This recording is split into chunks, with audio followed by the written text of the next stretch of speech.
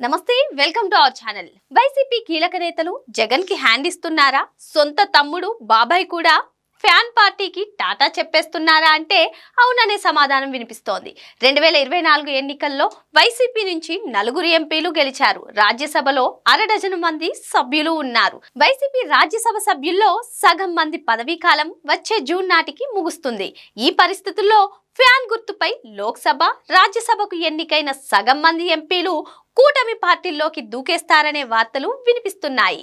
జగన్ బాబాయ్ వైవి సుబ్బారెడ్డి రాజ్యసభ్యుడిగా ఉన్నారు. ఈయన పదవీ కాలం 2030 వరకు ఉంటుంది. టీటీడీ చైర్మన్ గా పనిచేసిన వైవి సుబ్బారెడ్డి తిరుమల కల్తీ నెయ్యి కేసులో ఆరోపణలు ఎదుర్కొంటున్నారు. కూటమి ప్రభుత్వం ఈ కేసులో పక్కా ఆధారాలు సేకరించి నిందితులకు శిక్ష పడేలా చర్యలు తీసుకుంటోంది. ఈ నేపథ్యంలో వైసీపీలో కొనసాగడం కంటే బీజేపీలో చేరితే సేఫ్ గా ఉండొచ్చనే ఆలోచనలో వైవి సుబ్బారెడ్డి ఉన్నారట. ఇక జగన్ కి సోదరుడు కడప ఎంపీ అవినాష్ రెడ్డి కూడా ఇదే బాటలో ఉన్నట్లు తెలుస్తోంది. అవినాష్ రెడ్డి వైఎస్ వివేకానంద రెడ్డి హత్య కేసులో నిందితుడుగా ఉన్నారు. ఈ కేసును సిబిఐ మళ్లీ విచారించాలని ఈ మధ్య సుప్రీంకోర్టు ఆదేశించింది. వైసీపీ సీనియర్ నేత పెద్దిరెడ్డి రామచంద్రారెడ్డి కుమారుడు పివి మిథున్ రెడ్డి కూడా బీజేపీలో చేరడానికి ఆసక్తి చూపుతున్నట్లు తెలుస్తోంది.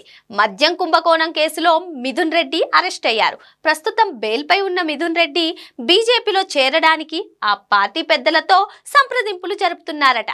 అయితే వీరిని పార్టీలో చేర్చుకోవడానికి బీజేపీ సిద్ధంగా ఉందా అనేదే ప్రశ్న. వైసీపీలో ఉన్న వీరంతా పార్లమెంటులో బీజేపీకే సపోర్ట్ చేస్తున్నారు.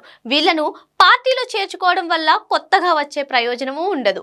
వైసీపీ నుంచి బీజేపీలోకి జంప్ చేసిన ఆ పార్టీ క్యాడర్ కూడా వీరితో వస్తుందనే గ్యారంటీ లేదు. సంప్రదాయంగా కాంగ్రెస్ కి మద్దతిచ్చే వైసీపీ ఓటు బ్యాంక్ బీజేపీకి జై కొట్టే అవకాశాలు తక్కువ.